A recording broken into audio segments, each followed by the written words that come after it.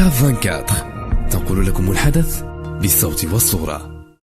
Les manifestants ont réclamé qu'ils soient ramenés à leur niveau initial et qu'un certain nombre de problèmes socio-économiques soient résolus.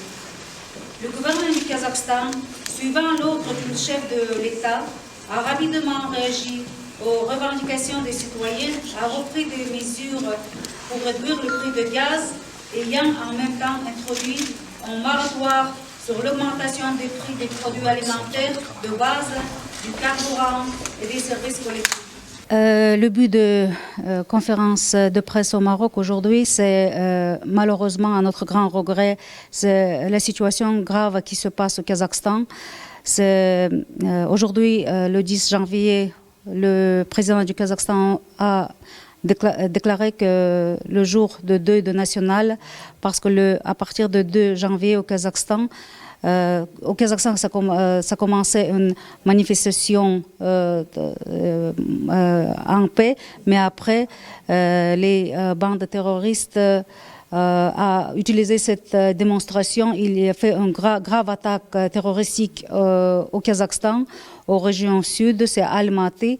Ils ont attaquer toutes les institutions gouvernementales, les aéroports, les mairies, les comités de sûreté, l'école, les agences comme d'information. Et on peut voir que ça a été organisé ça a été les troupes qui sont préparées et organisées, qui ont expérience de lutter les militaires qui ont l'expérience pour les genres d'attaques comme celui-ci-là.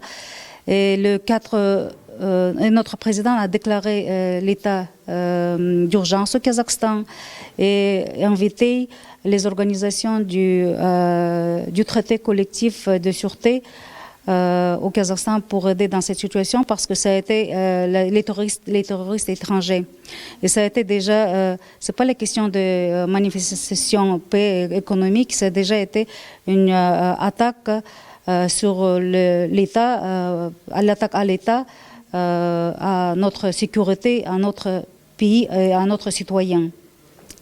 À cause de cette attaque, malheureusement, il y a beaucoup de victimes parmi les gens civils. Pour le moment, on ne peut pas dire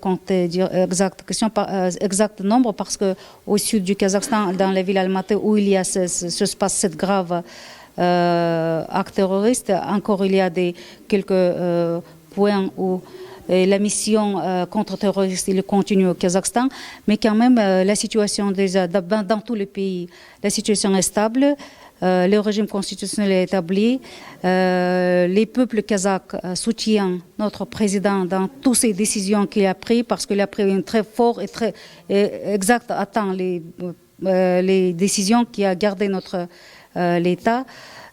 Notre président a reçu beaucoup de messages de l'étranger, des chefs d'État, des organisations internationales, y compris l'ONU, le soutien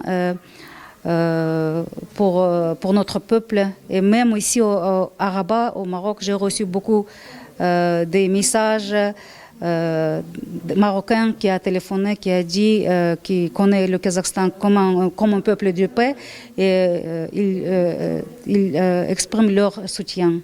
Derrière ces attaques, c'est difficile de dire, parce que c'est déjà, il y a beaucoup, les situations changent chaque moment et c'est difficile. Maintenant, l'investigation a commencé, parce qu'il a calmé seulement 2-3 jours, et après cette investigation, les résultats seront obligatoirement informés à toutes les communautés internationales, parce que pour le moment, c'est difficile.